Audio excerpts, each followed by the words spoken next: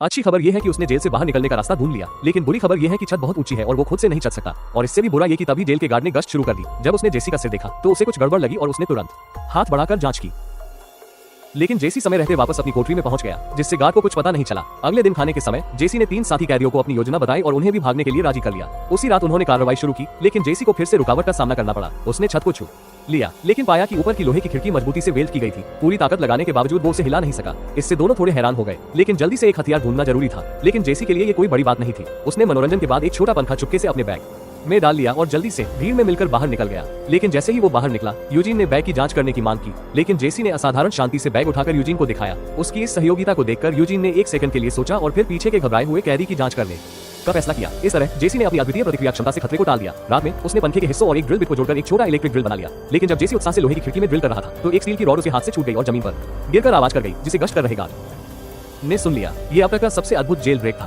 कैदी ने पहले एक नकली सिर बनाया और उसे बिस्तर पर रखकर यूजीन को भ्रमित किया, फिर पंखे के हिस्सों से एक छोटा ड्रिल बनाया। इस तरह वो चुपचाप पाइप में घुसकर ड्रिल से छत की जाली को काट सकता था। लेकिन ड्रिल की आवाज बहुत तेज थी, इसलिए यूजीन ने आवाज सुन ली। लेकिन कैदी जेसी बिल्कुल नहीं घबराया। जब यूजीन ऊपर जांच करने आया तो वो जल्दी से सिनेमा हॉल में भीड़ में छुप गया।